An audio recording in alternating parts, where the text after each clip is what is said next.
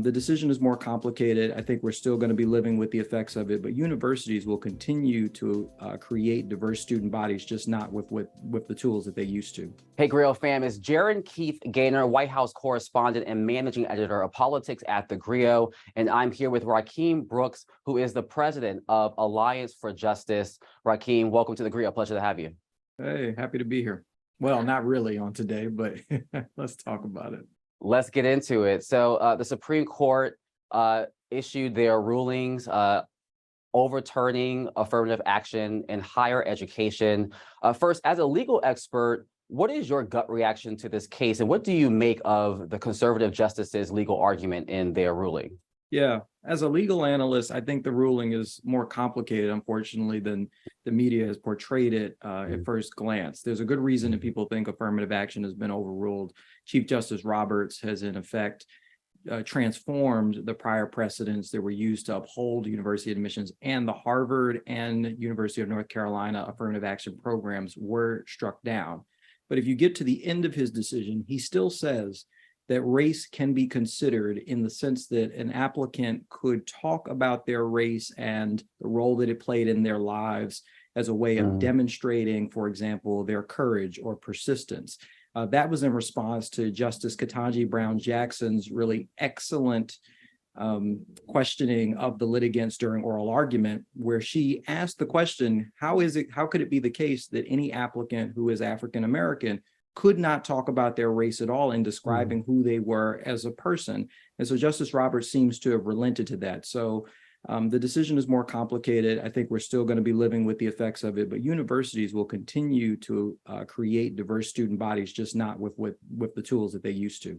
And so for students and parents who are, for parents of students who are applying for college, for students who are going to apply for college, what does that mean for them? How should they be thinking about these rulings as it relates to them?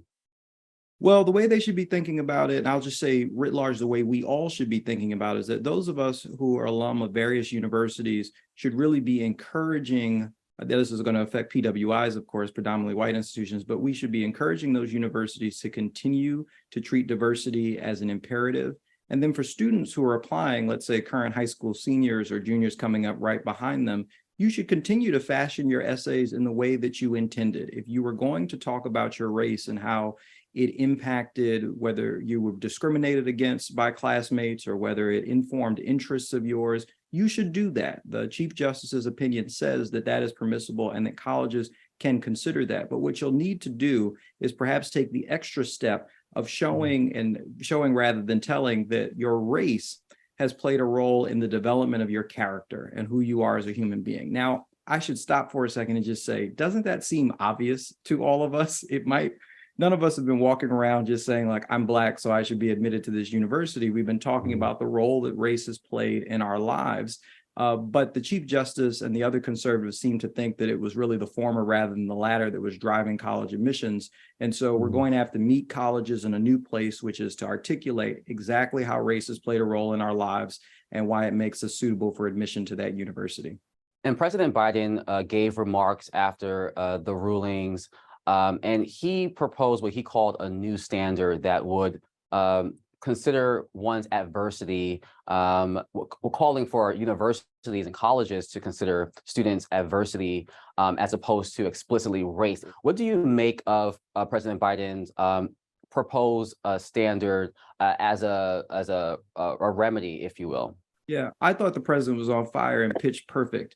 What he was trying to describe for us was the important role that diversity plays in the American experiment as a whole. It is that our diversity that makes us stronger, that allows us to bring different perspectives to bear on problems, as he described the American military, which your viewers should note was not actually touched by this decision. There's a footnote that Justice Roberts includes saying that military academies are not affected by today's decision, which again suggests that race can still be used in admissions in higher education. But the president's particular solution of thinking about adversity is really what affirmative action was always about.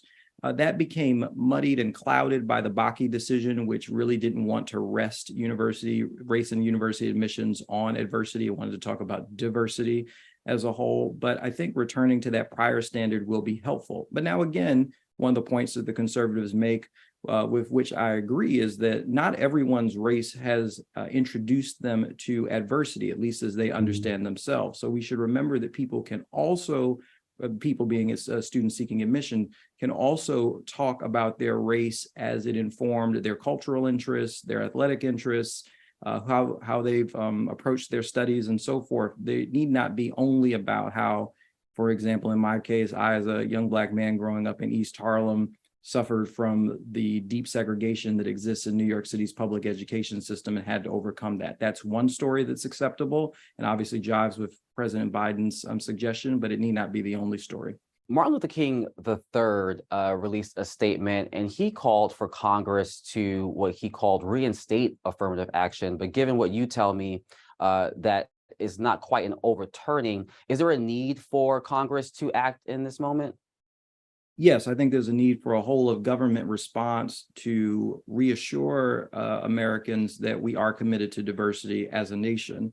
And so what Congress ought to do is review the facts about racial discrimination and disparities in the country, and perhaps create a series of programs that would encourage universities specifically to deal with the problem of racial disparity in our country. One of the things that I've been thinking about is that if a university said, for instance, that one of its core educational purposes was to prepare its students to tackle the major problems of this generation, one of which is the racial wealth gap, and that it was going to admit students who were particularly interested in tackling the racial wealth gap, such that students of a variety of backgrounds, but obviously in particular racial minorities, began to write stories about how it is that they've thought about this question, how it's impacted them personally, and were admitted on that basis. I'm not sure that the Supreme Court would find those measures unconstitutional, given that the educational objective would be obvious. And that's one of the things that Chief Justice Roberts tried to poke holes in. He really felt that you couldn't draw a straight line between the admissions programs of Harvard and UNC towards an educational objective.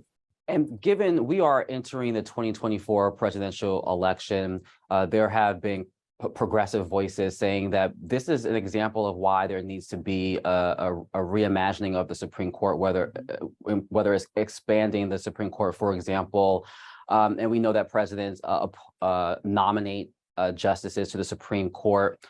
What are you thinking about the stakes here as we think about this case and potentially others like student loan debt forgiveness as we enter the presidential election? Well, for everything that I've said about what may remain about race in higher education, I do want people to understand that this was really a monstrous decision, that it was unhinged from precedent, as Justice Sotomayor and Justice Jackson described. And Justice Sotomayor is rather eloquent in pointing out that the conservatives have twisted precedent to achieve their own ends, often relying on dissents from prior cases in order to reach this kind of colorblind position. And this is consistent with what the court did last year in the Dobbs case as well. It took a sort of wayward view of history in order to reach the decision that women didn't have a constitutional right to decide to do with their own bodies. So I think the public is more aware of what the court is doing, and because of these excellent dissents, aware of how it's doing its job in the wrong way. And all of us should have a vested interest in the rule of law. So from my perspective, what we should be seeing from presidential candidates and from Congress are a series of reforms that rein in what has really become a runaway Supreme Court that no longer does what we expect courts to do. I think you might have seen, as the president was departing, they asked him what he thought about the court, and he said, "This is not a normal court." He's so right, and we've got to do something to return normalcy to our third branch of government.